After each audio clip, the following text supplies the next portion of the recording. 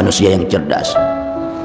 Bukanlah manusia yang harum namanya, masyhur namanya pada bidang yang bersifat duniawi, tapi manusia yang agung di sisi Allah adalah manusia yang banyak beramal untuk bekal sesudah matinya. Rasulullah pernah bersabda, khairun nas anfa'uhum linnas. Sebaik-baik manusia yang paling banyak memberi manfaat untuk manusia lainnya. Khairun nas man tala umruhu wa hasuna amaluhu. Sebaik-baik manusia yang paling panjang umurnya, panjang pula kebaikannya. Syarrun nas man tala umruhu wa sa'a amaluhu. Seburuk-buruk manusia yang panjang umurnya lalu panjang pula keburukannya. Al-kayyasu man da'ana nafsahu wa amila lima ba'dal maut. Orang yang cerdas, kata Nabi, itulah mereka-mereka yang mampu menjaga nafsunya, wa amila lima ba'dal maut, lalu mereka beramal untuk bekal sesudah matinya. Beginilah keadaan umur kita. Begitu cepat umur ini berlalu. Memang terkadang penyesalan itu selalu datang terlambat.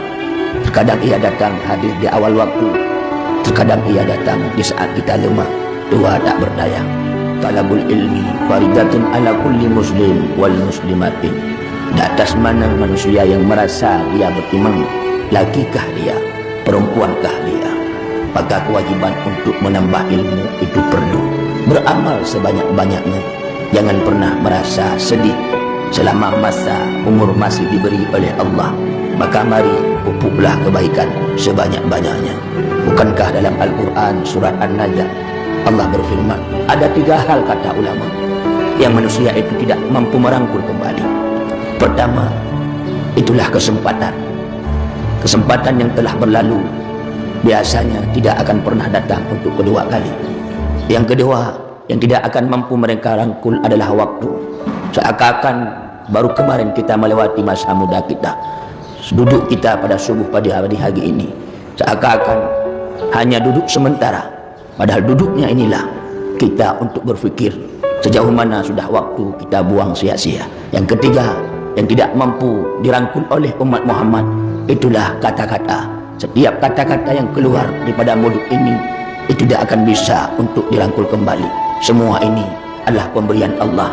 Maka mari secerdas-cerdasnya kita, bijaksanalah menata waktu ini. Pada akhirnya janganlah sampai kita jatuh ke dalam lubang yang sama. Bukalah Al-Quran surat Al-Munafikun, bacalah Al-Quran 30 juz 114 surat. Di sana akan banyak Allah ceritakan tentang keadaan akhirat yang jauh sangat luar biasa jika dibandingkan dengan kebahagiaan dunia ini. Dunia cuma tempat sementara. Dalam surat Al-Munafikun Allah mengisahkan umat-umat hamba-hambanya ada yang memohon untuk dihidupkan kembali oleh Allah. Allah bertanya, untuk apa? Apa keinginan kamu jikalau kamu dihidupkan kembali? Ya Tuhanku, berikanlah tangguh kepada kami, berilah kesempatan untuk kami hidup kembali. Niscaya Engkau akan melihat kami, wa akum minas salihin, menjadi orang-orang yang salih. Apa katanya? Engkau Allah akan melihat kami menjadi orang-orang yang saleh. Rupanya itu yang terucap daripada mulut-mulut mereka yang sudah terbujur kaku hari ini di bawah gundukan tanah. Dan kita pun akan mengucapkan hal yang serupa jikalau pagi subuh ini kita pun kembali kepadanya.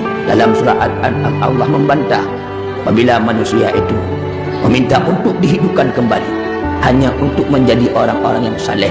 Apa kata Allah? Wa innahum lakazibun, dan bahwa sungguh manusia itu tukang dusta. Apabila engkau ketika hidup di dunia engkau tukang bermaksiat, apabila engkau dihidupkan kembali biasanya engkau akan kembali kepada maksiat.